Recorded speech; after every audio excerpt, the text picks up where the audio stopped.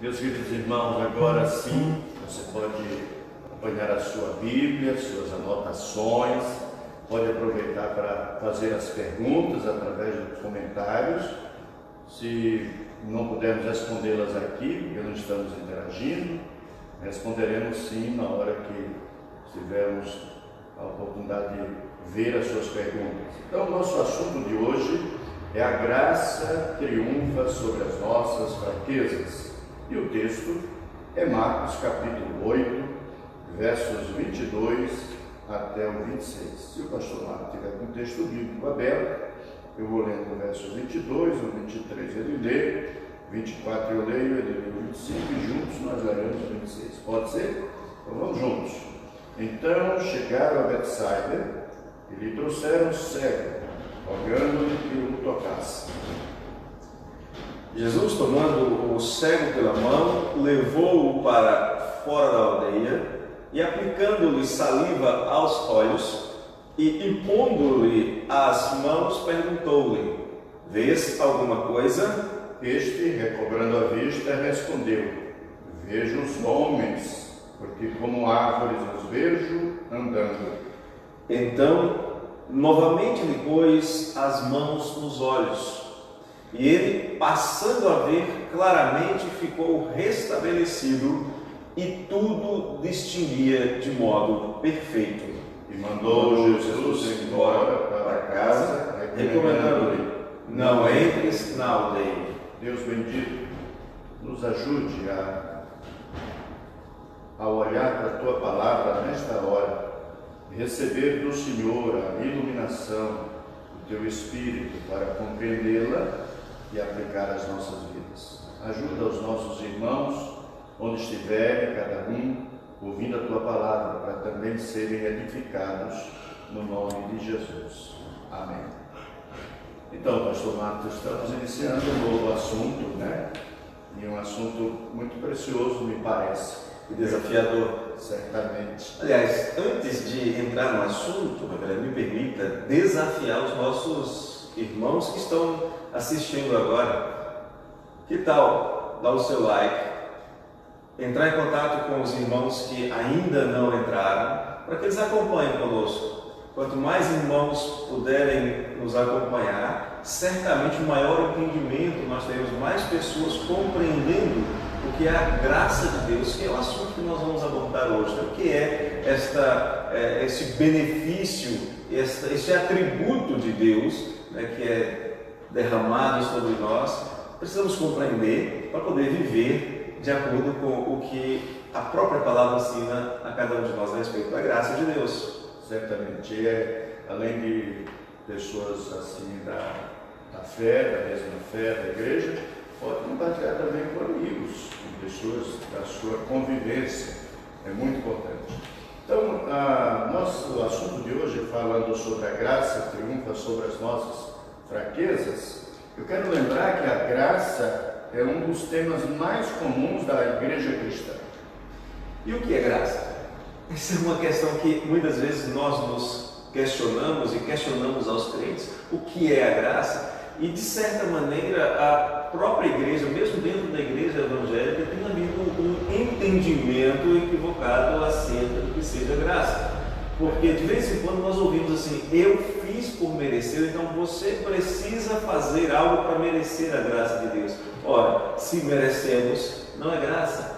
Graça é um dom, é algo que Deus nos dá. Graça é o favor de Deus derramado sobre pecadores que mereciam a condenação, mas por misericórdia Deus resolve não dar a punição e dar uma bênção, que é o assentar-se nos lugares celestiais em Cristo Jesus. Verdade. Então, algumas vezes nós temos acompanhado pregações, temos ouvido estudos bíblicos, temos acompanhado até mesmo aulas que abordam esse tema da graça. Mas o que a gente percebe, né, pastor Marco, que na mesma proporção em que o tema é conhecido e é estudado, também muitas vezes esse tema é negligenciado na vida da igreja e na prática da vida cristã. Esse talvez seja o maior desafio. Muitos dos que professam crer na atuação da graça de Deus, por meio de Cristo, muitas pessoas têm dificuldade, sim, têm dificuldade para entender, para receber e para viver a graça de Deus e também o perdão incondicional que Deus oferece. Este talvez seja o maior desafio. Eu queria pontuar aqui, para depois passar para o irmão falar na sequência, exatamente, alguns admitem que pela graça foram salvos, como diz Efésios 2:8, pela graça sois salvos mediante a fé, isto não vem de vós, é dom de Deus, mas não sentem o apelo diário da graça que nos faz experimentar a presença de Jesus conosco em qualquer situação. A Bíblia nos diz, em Romanos 8:37, que em Cristo nós somos mais do que vencedores. Talvez a grande dificuldade seja pelo fato de que naturalmente o ser humano ele não valoriza o que lhe é dado ou que não lhe custa nada. Quando algo é alcançado com esforço, isso é valorizado, mas quando é uma dádiva, quando é uma bênção, quando é algo que lhe é dado, parece que aquilo tem menos valor, quando na verdade, em se tratando da ação de Deus, a graça é algo de valor inimaginável que foi dado a alguém que, mesmo que se esforçasse com todos os esforços do mundo, jamais alcançaria. Então, sentir-se impulsionado a viver pela graça de Deus é uma bênção que a igreja precisa recuperar, que aliás é uma definição, algo da vida da igreja que ficou perdido por quase 1200 anos, foi recuperado durante a reforma, como um dos lemas da reforma, sola graça, vivemos somente pela graça, somos salvos somente pela graça, e de novo, no início do século XX, começou a ser esquecido novamente, com uma ênfase em realização de obras, em fazer coisas para lamento, mas é uma visão de parte da igreja para merecer a graça de Deus. Felizmente isso realmente acontece. Quando a gente lê a palavra de Deus, em Filipenses capítulo 6, o apóstolo Paulo nos ensina que nós devemos ser pessoas de confiança. Nós devemos estar confiantes, assim como ele, que aquele que começou a boa obra há de completá-la até o dia de Cristo. Que segurança extraordinária. Ele começa e termina. Ele começa e ele mesmo termina. Paulo não estava apenas exultante com o fato de Deus nos dar a graça, de Deus nos oferecer graciosamente a salvação, mas o que por si só seria absolutamente algo muito precioso, grandioso e de uma alegria invisível e cheia de glória, com a exultação, como diz o apóstolo Pedro, em 1 de Pedro 1, verso 8 e 9. Mas também o fato de Deus completar a obra é o que Paulo quer nos dizer, que Deus não para no meio do caminho, Deus não deixa a coisa na metade, ao contrário, Ele conduz-nos até a nossa consagração, até ao nosso encontro com o Pai nos céus. E isso não deve gerar em nós comodismo. Jamais. Ele começa, ele faz e ele conclui. Mas neste meio tempo, nós somos chamados a desenvolvermos a nossa salvação. Nós somos chamados a uma ação de viver em consonância com a quantidade de graça que nos é derramada. Não é porque a graça é superabundante que eu vou cruzar os meus braços e dizer que não preciso fazer nada, que eu não faço nada para a minha salvação. Mas pela graça eu ando num caminho, nós devemos andar num caminho de boas obras que o Senhor preparou para nós. Viver pela graça significa fazer a vontade de Deus que antes estávamos impossibilitados de fazer porque éramos escravos do pecado. Verdade. E então, dentro dessa linha de pensamento, nós precisamos olhar para a Bíblia, não é verdade? Porque ela é a nossa única regra de fé e prática. E eu posso dizer, sim, que há inúmeros textos bíblicos que nos revelam essa verdade maravilhosa de que Deus atua sobre as nossas fraquezas. e com a aplicação contínua da sua infinita graça sobre nós. Como tem muitos textos bíblicos, nós não vamos poder ir atrás de todos eles, vamos olhar para um especificamente.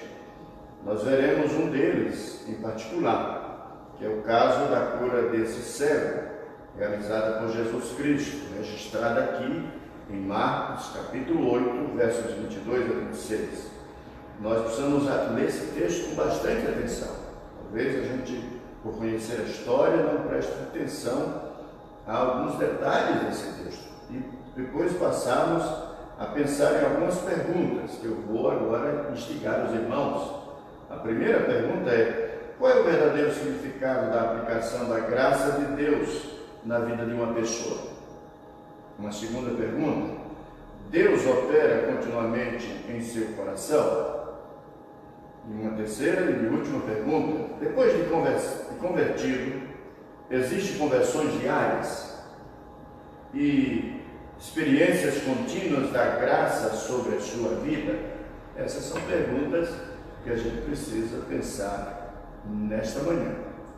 Você queria falar alguma coisa? Nós vamos ler o texto dentro de alguns instantes, mas eu acho interessante que esse texto é relatado como acontecendo em Betsaida. Isso. É um lugar de transformações na vida dos discípulos do Senhor. Se olharmos com cuidado as vezes que Betsaida aparece na Bíblia, em Betsaida, Pedro, Tiago e João são chamados para o discipulado. Em Betsaida, depois da multiplicação dos pães e peixes para alimentar 5.000 pessoas, os discípulos são exortados quanto ao discipulado, quanto à justiça sem fé, quando Jesus lhes adverte do fermento dos fariseus. Isso. Agora, logo na sequência, depois do verso 27, os discípulos são exortados em relação à fé sem entendimento, quando Jesus lhes dá as condições para o discipulado, e mais tarde, depois da ressurreição, eles são exortados quanto ao entendimento sem prática. Exatamente. E aqui, olhando para o texto mais diretamente agora, né? Queria que você tivesse a Bíblia aberta, lá em Marcos capítulo 8, diz o texto que o pastor já nos trouxe o contexto geográfico, né? Chegaram a Betsaida, lhe trouxeram um cego, rogando-lhe que o tocasse. O verso 23, preste atenção a um detalhe que aparece aí. Jesus, tomando o cego pela mão, olha o detalhe, levou para fora da aldeia, Que detalhe é esse? É possível sim que Jesus quisesse que o homem estivesse focado nele, que o homem não tivesse distraído com alguma coisa pela multidão. Por isso, Jesus não quer fazer com aquele cego nada no meio do povo. Provavelmente, leva-o para fora da aldeia. Mais à frente, nós vamos ver um outro detalhe, quando o versículo 24 diz: este recobrando a vista, Jesus lhe fez a pergunta: vê alguma coisa? Ele disse: vejo os homens, porque como árvores os vejo andando. Essa declaração, como árvores os vejo andando, veja a singularidade desse milagre, né? É muito singular. É que Jesus intencionalmente o realizou em etapas. Jesus não fez outros milagres desta forma. Foram 4 curas de cegos e somente neste caso foi uma cura paulatina. Não uma cura como de um médico que começa um tratamento hoje e termina daqui a 6 meses a 1 ano, mas foi em momentos, foi em instantes, mas foi por etapas. É a única que acontece. Verdade.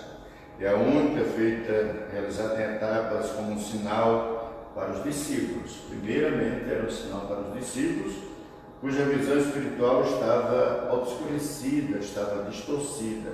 Você fez menção nisso quando há pouco mencionou a questão do fermento dos fariseus. E agora no verso 27, o Senhor Jesus chama os discípulos e pergunta: que dizem os homens que sou eu. É como se ele dissesse, como é que vocês me enxergam? Como é que o mundo me enxerga depois de ter curado o cego, que não enxergava bem durante uma parte do período ali da cura. E a pergunta de Jesus, lá no capítulo 8, verso 18, ele disse, tendo olhos não vedes, e tendo ouvidos não ouvis, não vos lembrares. E aí ele fala dos momentos em que ele faz o milagre da multiplicação dos pães. Então, mesmo aqueles discípulos com iluminação suficiente para confiar em Cristo, aí vem essa situação do verso 29, né? E então lhes perguntou Jesus, mas vós, quem dizeis que eu sou? E Pedro responde, tu és o Cristo, né? Então é um momento realmente que Jesus quer trazer algum ensino para aqueles discípulos. Aliás, em 2 Coríntios 4, 6, nos é dito que o Deus destes séculos cega o entendimento dos incrédulos. E as pessoas precisam da manifestação e a orientação do Espírito para que vejam a glória de Cristo, para que vejam a presença de Cristo. E eles precisam de luz adicional do Espírito para crescer em seu conhecimento experiencial de Deus e do Evangelho. Isso é dito também em Efésios capítulo 1, versos 17 e 18. Então, Cristo curou o cego em 2 etapas, não é verdade? 2 etapas, exatamente para mostrar que quando Deus converte os pecadores, eles não veem tudo, eles não ficam prontos de imediato. Que há sim para ver quanto à sua própria pecaminosidade com a glória de Cristo. Ainda muito para ver da sua própria vida, da presença de Cristo. Tristemente, mesmo os verdadeiros salvos ainda retêm cegueira, ainda retêm dureza em sua alma. Isso nos leva, às vezes, até a lutar contra os caminhos de Deus, especialmente o caminho da cruz, que nos despe do nosso orgulho, da nossa justiça própria, nos faz olhar para nós mesmos. Os crentes devem orar regularmente para que Deus lhes dê mais iluminação e precisam aprender a lutar contra a sua tendência de contestar a palavra de Deus. O próprio Senhor, depois dessa confissão de Pedro, a respeito de quem é Jesus, depois de ser indagado, depois de Jesus mostrar dessa abertura de olhos, né, dessa necessidade de enxergar a graça, de enxergar quem é Cristo, que é a expressão da graça de Deus, o próprio Senhor Jesus afirma que esta visão de quem é o Cristo, ela só é possível pela revelação do próprio Senhor Deus. E é por isso que nós não podemos, de maneira alguma, a igreja não pode negligenciar aquilo que nós chamamos de meio de graça. Como eu posso conhecer mais da graça de Deus? A única maneira é experimentando viver pela graça, experimentando aquilo que Deus tem nos dado para nos alimentarmos desta maravilhosa doutrina da graça, que seja a leitura da palavra de Deus, seja a vida em comunhão com a igreja do Senhor, em comunhão com o Senhor da igreja, numa atitude de obediência e confiança. Talvez a grande dificuldade da igreja em viver pela graça seja a dificuldade de confiar e dizer: Senhor, eu sou teu, sua voz ouvi a chamar-me com amor, e jubiloso então eu decidi me a seguir. E queremos manter o controle, a nossa cultura, nós queremos muitas vezes manter o controle daquilo que temos e somos, e esquecemos de viver em obediência pela graça de Deus. É verdade. Vamos olhar um pouco o contexto, você já nos deu uma palhinha sobre isso, mas eu acho que a gente precisa ver um pouquinho mais. Os discípulos ainda não tinham compreendido claramente o ministério de Jesus. Essa é uma realidade.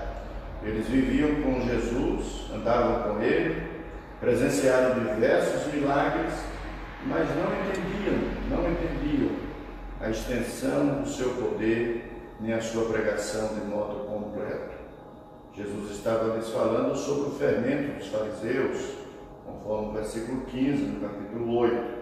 Preveniu Jesus dizendo: vede, guardai-vos o fermento dos fariseus e do fermento de Herodes. Quando Jesus fala disso, eles entendem que esse fermento significava pão, versículo 16, e eles discorriam entre si, e é que não temos pão. Jesus, entretanto, lhes falava por meio de uma metáfora, pois se referia ao fermento dos fariseus como uma representação da rejeição ao seu ministério. Eles pediam sinal de poder e de milagres. Os fariseus, versículos de 11 a 13, está dito isso, mas não conseguiam ver a verdadeira e imperiosa missão de Jesus.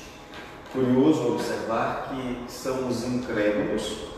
No verso 17, aqueles que Jesus diz que têm o coração endurecido, são esses que estão à procura de sinais e milagres. Exatamente. É curioso nessa relação nas Escrituras de que o crente vive pela fé e não pelo que vê, como diz Paulo escrevendo na sua segunda carta aos Coríntios, capítulo 5, verso 7. O crente vive pela fé. Ele crê e certamente verá a glória de Deus. Mas nas Escrituras são aqueles que o Senhor Jesus chama de geração má e adúltera, que vivem pedindo sinais, que precisam de confirmações, e mesmo quando esses sinais acontecem, continuam na sua incredulidade. Porque não há conversão, nós não vemos o relato de conversão de fariseus após Jesus realizar sinais. Verdade. Nós só os vemos com o coração ainda mais endurecido. Tem um caso de uma outra cura de cego, em que o curado é levado perante um tribunal, quase saindo de lá, condenado, porque foi curado pelo Senhor Jesus. Verdade.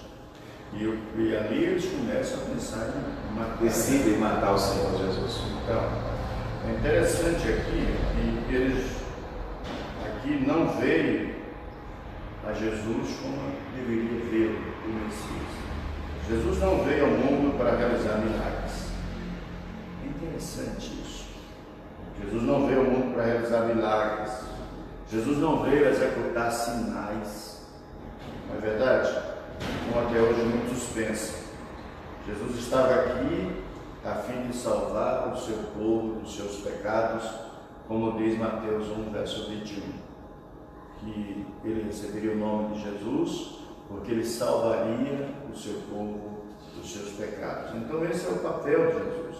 E Marcos então nos apresenta nestes versículos um texto singular a respeito da graça que triunfa sobre nossas fraquezas. Um cego foi trazido para perto de Jesus, que o tomou pela mão e aplicou a própria saliva aos seus olhos e perguntou-lhe: vês alguma coisa? E este, recobrando a vista, respondeu: vejo os homens, porque como árvores os vejo andando. Jesus então novamente tocou-lhe os olhos, agora aparentemente sem a saliva, apenas com as mãos. O cego voltou a enxergar. Foi evidente a alegria do coração daquele homem e o desejo de contar a todos o milagre que ocorrera com ele e testemunhar de que modo Cristo aplicou graça sobre a sua carência. Nós vamos passar agora a um pouco mais aplicar o que é que nós podemos aprender a respeito dessa graça que triunfa sobre as nossas fraquezas. Eu penso que o que nós precisamos aprender, primeiramente, é que essa graça que triunfa sobre as nossas fraquezas, ela faz de modo pessoal, de modo instrumental. E aí nós temos que voltar ao texto, versículo 23, quando nos diz que Jesus toma o cego pela mão, leva-o para fora da aldeia e aplica-lhe a saliva aos olhos, impondo-lhes as mãos, pergunta-lhe: vês alguma coisa? O que podemos ver é que Jesus e os seus discípulos haviam chegado ali àquela região de Betsaida, que era a terra natal de Filipe, de André e de Pedro, que ficava ao norte do mar da Galileia, perto da entrada do Jordão. Era uma região próspera, na qual Jesus havia realizado muitos milagres. Há uma ênfase pessoal aqui, na atitude de Cristo. Diz que ele toma o cego pela mão e o leva para fora. Trata-o como alguém distinto, importante, com singeleza. Essa é uma forma de Jesus tratar as pessoas. Vale destacar que quando Jesus o toma, o verso 22 diz que este cego tinha os seus guias. Faz lembrar quando o Senhor fala de cegos guiando cegos. Esses homens queriam que Jesus tocasse no cego porque já sabiam dos milagres que Jesus havia feito, tocando as pessoas. E o Senhor Jesus faz mais, vai além das expectativas. E eu acredito que o Senhor Jesus, o Senhor Deus, é aquele que realmente surpreende, vai muito além de tudo aquilo que nós imaginamos, pedimos, pensamos. E Ele de fato personaliza a sua ação na vida deste cego. Há várias características que a gente não vê em outros milagres. Ele toma pela mão, ele leva para outro lugar, ele toca ali nos olhos com saliva, ele faz o milagre em 2 etapas. Há uma personalização, uma individualização que eu creio que indica, que nos faz lembrar de que o Senhor é aquele que conhece cada uma das nossas necessidades e que nos trata como indivíduos, se preocupa conosco nas menores coisas. Nosso Deus não é aquele que está lá longe, né, e que não se envolve pessoalmente conosco. Ele está cuidando de cada um dos detalhes da nossa vida, como cuidou da vida deste cego. Esse é um ponto interessante. Nós vemos o aparente paradoxo aqui que existe, né? Parece que tem um paradoxo. Embora o cego estivesse cercado de guias, você falou disso, né? Eles não poderiam conduzi-lo àquela grave experiência. Grave e grande, né? É uma grande experiência do Senhor. Ele estava só. Tinha guias, mas estava só. No que se refere às suas necessidades, à sua fraqueza. Ninguém mesmo, a não ser Jesus, poderia dar-lhe a salvação da sua eternidade. Por outro lado, embora muitas pessoas estivessem ali, Jesus foi o único que deu toda a atenção para aquele cego. Jesus não o desprezou. Esse é um ponto muito alto. E aqui há uns passos que eu queria trazer para o nosso entendimento. Os passos dados por Jesus nesse primeiro momento. Você já mencionou. Ele toma o cego pela mão, é um sinal de compaixão, um sinal de pessoalidade, né? Nada é mais necessário ao ser humano do que a presença contínua de Jesus. Ele é quem refrigera a nossa alma. A presença de Jesus refrigera, alivia a alma, oferece refúgio.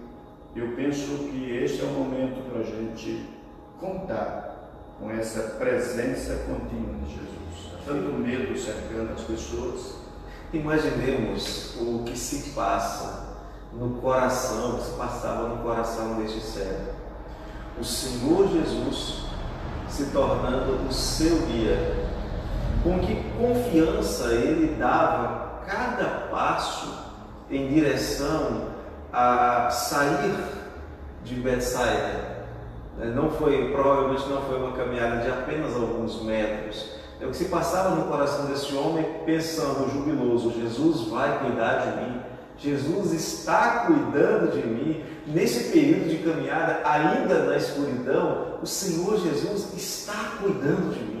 Que coisa impressionante, maravilhosa, a sensação, a certeza de cuidado e companhia que esse homem tinha no coração. Verdade. Então, depois de Jesus tomar o cego pela mão, aí vem esse momento de conduzi-lo para fora da aldeia, né? E como nós já mostramos anteriormente, talvez você não prestou atenção, eu queria que agora você prestasse muita atenção. Jesus está desligando este homem do mundo, aqui entre aspas, das tantas pessoas que o cercavam. Jesus está levando para um outro ambiente. Jesus estava disposto a ensinar-lhe que o contato com o Filho de Deus representa uma experiência de graça intransferível. É de modo pessoal, intransferível, que Jesus trata com cada um de nós. Ninguém poderia passar por aquilo senão Ele mesmo. Jesus estava ali oferecendo o seu próprio amor àquele homem. Levá-lo pela mão e tocar-lhe os olhos são atos de misericórdia do Senhor Jesus. Além disso, Jesus ofereceu um sinal de esperança, a esperança de ver novamente. Certamente estava isso no coração dele, a esperança de voltar a ver. Só oferece a esperança quem de fato ama. Jesus ama e oferece esperança, de modo tranquilizador e cheio de graça e esperança.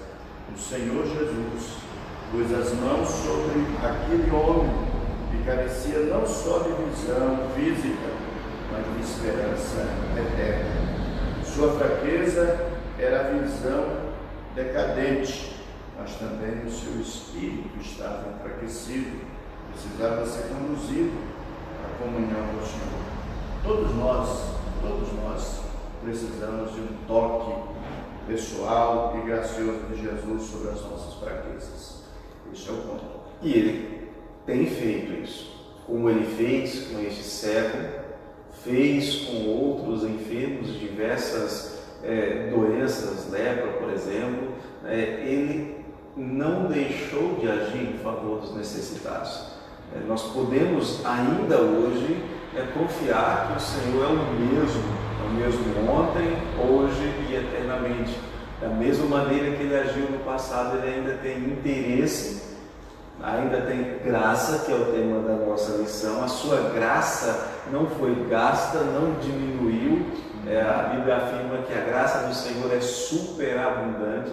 Ele continua sendo gracioso para conosco hoje. Podemos confiar, como esse homem confiou. E é interessante que ele tinha pessoas, guias, trouxeram-lhe o cego, é plural. E ele deixa todos esses guias, no mínimo 2, para deixar-se guiar pelo Senhor Jesus, para deixar-se tocar pelo Senhor Jesus. E de uma maneira que muitos teriam um certo asco, saliva. E ele não se esquiva disso. Imagina hoje com o coronavírus. Ele não se esquiva disso. Ele diz que seja como o Senhor quer. Eu quero que o Senhor haja na minha vida da maneira que Ele quer agir. Verdade.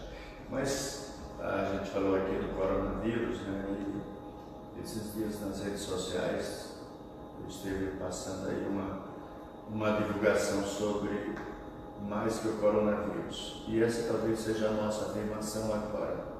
A nossa maior fraqueza, o nosso maior inimigo, o vírus de maior temor que devíamos ter não é o coronavírus. Nossa maior fraqueza, o vírus mais potente que está presente no mundo é o pecado. Porque por ele nós somos debilitados em todas as áreas. Foi o pecado, sim, que nos separou de Deus. E somente Cristo é o único que pode nos reconciliar com Ele por sua graça pessoal.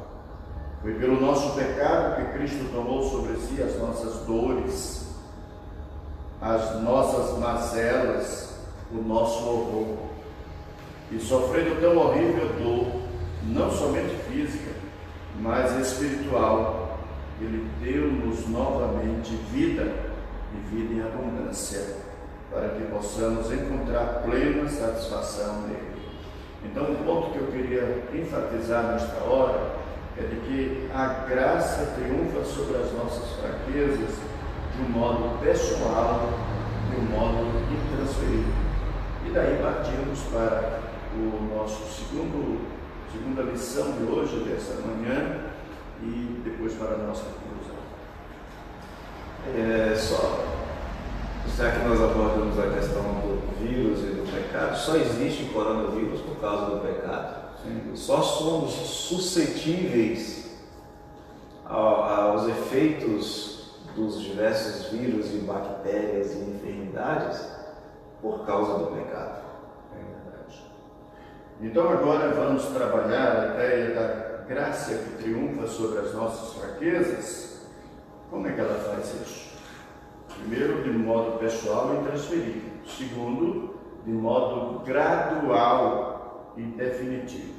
O texto bíblico, os versos 24 e 25, vão nos lembrar exatamente isso. Lemos aqui assim: Este, recobrando a vista, respondeu: Vejo os homens, porque como aves os vejo andando.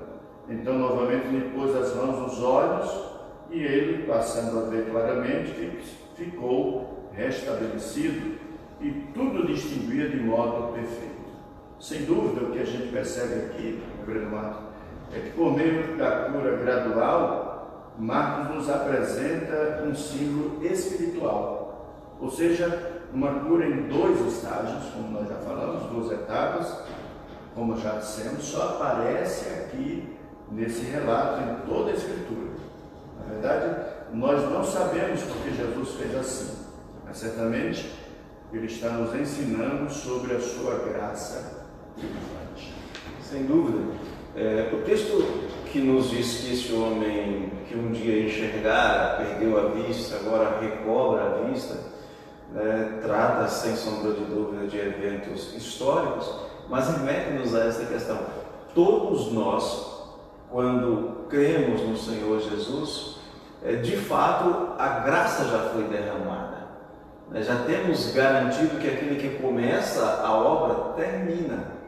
Mas sabemos também que há um processo de santificação e às vezes nos esquecemos disso e queremos que pessoas que acabam de conhecer ao Senhor, e nós como pastores precisamos cuidar disso, acabam de conhecer ao Senhor, nós já queremos que elas tenham ações de convertidos de 20, 30 anos. Por outro lado, nós temos também que tomar cuidado para não excusar aqueles que têm 30 anos de vida cristã, mas agem como se fossem recém-convertidos ou se ainda nem convertidos fossem. Esse é o processo que a Bíblia chama de espiritualmente, já que a gente está tratando dos aspectos espirituais do milagre, a Bíblia se chama de processo de santificação. Nós vamos crescendo de graça em graça, de vitória em vitória. Mas, do ponto de vista de Deus, tudo está feito. Já estamos salvos, já seremos no último dia, no dia do Senhor, glorificados. Mas estamos passando por esse processo, como este homem passou aqui por um processo gradual de cura. Ela é gradual, mas chega a ser definitiva. É definitivo final. Então, provavelmente, como você já mencionou, aquele homem não tinha nascido cego, Ele não era cego de nascença, pois ele sabia distinguir entre árvores e homens. E o texto diz que ele recobrou a visão. Isso. Só pode recobrar quem já teve. É possível que ele tenha sido vítima de alguma enfermidade ou algum acidente, Eu me lembro sempre, quando estudo sobre cegos, do meu pai, quando chegou para fazer o primeiro transplante de córnea. Ele quase não mais enxergava. No dia que fez o primeiro transplante, quando tirou o tampão, ele voltou a ver, eu pude ver a alegria dele. Como interessante uma pessoa que volta a enxergar. Nós não podemos afirmar nenhuma dessas circunstâncias. Entretanto, havia algo errado, pois árvores não são homens, árvores não andam. Havia uma distorção naquela imagem. O homem não havia sido curado totalmente. O milagre ainda era parcial, era bem parcial. Embora já fosse um milagre, pois não é natural que um cego veja vultos de árvores e homens, não é natural. Mas o texto nos informa com sutileza que ele havia recobrado a vista, como você mencionou. O fato é que o ex-cego agora via, ainda que imperfeitamente. Ainda precisava ver com mais clareza, ainda precisava da ação de Cristo ser completada em sua vida. Como muitos cristãos hoje ainda precisam da ação completa da graça de Deus. Salvos, a gente não duvida que quando o Senhor salva, Ele salva e pronto, mas que precisam amadurecer, que precisam crescer. E isso só vai acontecer se tiver experiência com o Senhor Jesus, que é o que o texto vai relatar na sequência. Verdade. É o segundo toque, né? Na verdade foi necessário o Que segundo. não é, né, me permita, para que a gente não incorra, né, que não é uma tal de uma segunda bênção, mas é a continuidade da manifestação da graça de Deus. Exatamente. Vamos, muito bem aplicado, porque esse segundo toque de Jesus, porém, aqui não podemos imaginar que Jesus tenha falhado, né? Porque o seu poder tenha sido minimizado, ou que Jesus fosse parcialmente potente para tratar daquele problema. Na verdade, Jesus estava querendo ensinar aos seus discípulos uma verdade. Qual é a verdade? É que a graça de Deus triunfa na vida prática do eleito, de modo gradual, mas também definitivo. O eleito de Deus, que está salvo quando conhece a Cristo, precisa desse toque de Cristo na sua vida para ele alcançar a maturidade cristã. Jesus tocou novamente os olhos do homem, e é interessante que Marcos nos informa que aquele homem passou a enxergar claramente. A palavra está aí, né? Claramente. O escritor, de forma a enfatizar aquela ação extraordinária de Jesus, ele está contrastada com o primeiro momento, que marca exatamente um processo linear de fatos que se sucederam aqui. E a expressão claramente, que contrasta com a visão anterior nublada dele, no original traz a ideia de radiante, ou seja, não havia sombras, não havia algo que pudesse atrapalhar, não precisava de óculos. Ele via radiantemente, ele via as coisas como elas de fato são. Não eram mais vultos passando, não havia mais nuvens obliterando a sua visão, mas ele via com uma clareza que no original dá uma ideia de ver aquela visão que a gente tem quando chega num lugar, está tudo escuro, de repente acende-se as luzes e a gente precisa dar aquelas duas piscadas de olhos para poder ver com a mais absoluta clareza. Isso, nitidamente, né? Então, o processo então é linear de fatos que se sucederam à cura. Ele enxergou claramente, ele ficou restaurado e ele discernia distintamente todas as coisas. Precisamos lembrar que aquele homem foi alvo de uma ação extraordinária do poder de Deus, sem precedentes.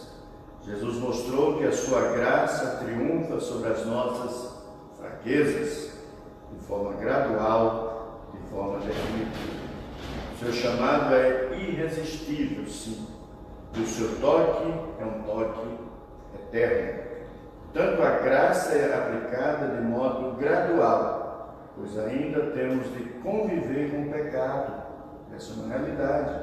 O pecado que há em nós, e com as imperfeições próprias desta época. Mas a graça, ela é definitiva, pois contemplamos a totalidade da obra de Jesus em nossa vida, sabendo que haverá um dia no qual estaremos com Ele na glória, livres de qualquer empecilho, de qualquer imperfeição, vendo claramente. Paulo diz isso escrevendo aos Coríntios, 1 Coríntios 13, verso 12, que agora nós vemos em espelho, mas veremos como havemos de vê-lo, assim como ele é. Nós acreditamos que esta graça manifestada não pode ser descrita de outra maneira que não seja com o adjetivo triunfante. Ela vence.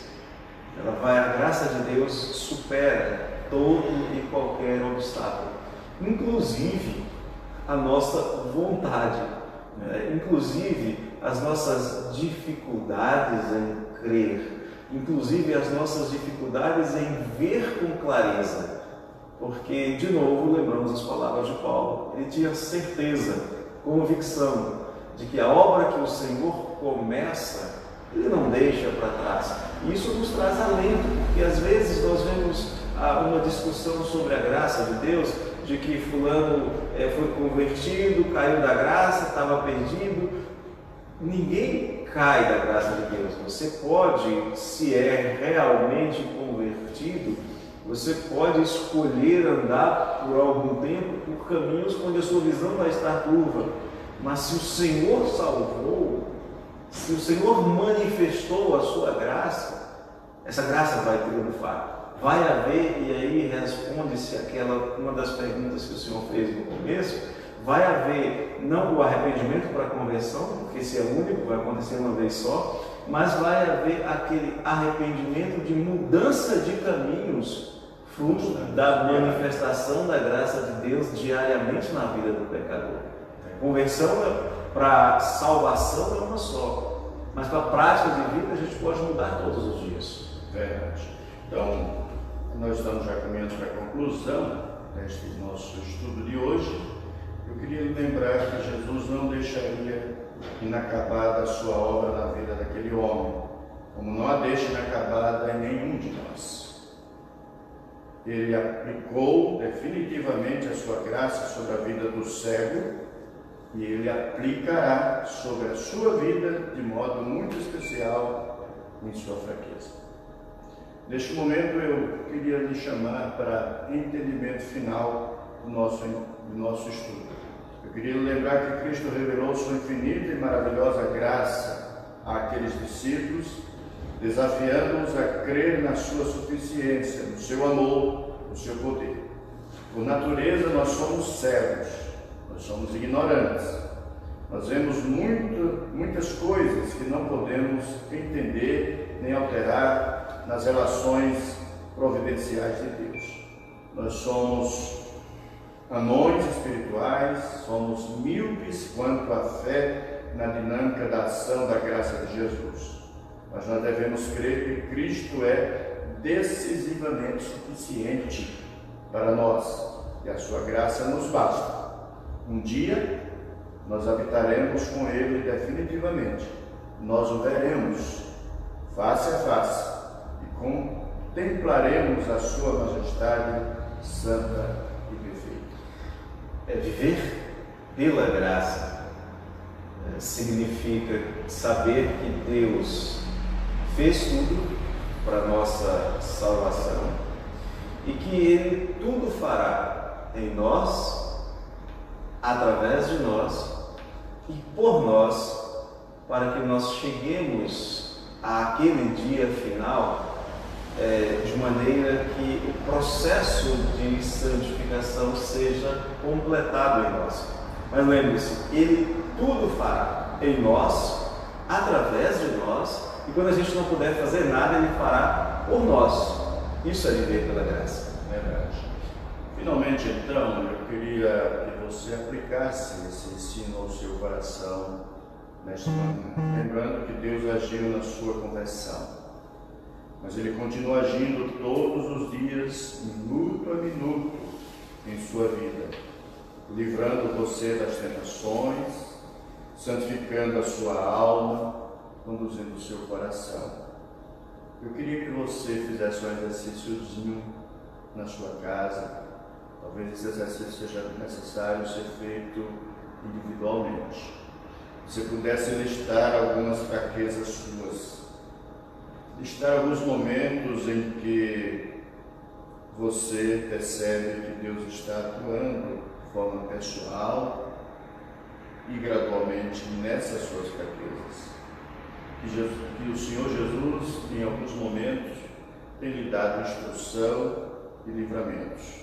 Então é um exercício que você pode fazer aí na sua casa. Que Deus te abençoe e você possa ser enriquecido com esta graça que triunfa sobre as nossas fraquezas. E quando voltarmos aqui para estudar novamente as Escrituras, você tenha sido fortalecido na graça do Senhor. É isso aí. Deus te abençoe. Que Deus dê clareza de entendimento e que Deus dê a cada um de nós o cuidado de não se deixar enganar pelo próprio coração, porque às vezes quando nós vamos fazer uma reflexão a respeito de nós mesmos, existem dois erros. Um de nós sermos judiciosos demais, exigentes demais e condenarmos quando o Senhor não nos condena. O outro é de sermos laços demais, de sermos bondosos demais para nós mesmos, quando o Senhor nos chama para um autoexame, para uma reflexão, arrependimento e mudança. Precisamos viver pelo ponto de equilíbrio ao fazermos um exercício como esse. Que Deus nos ajude por sua graça. Verdade.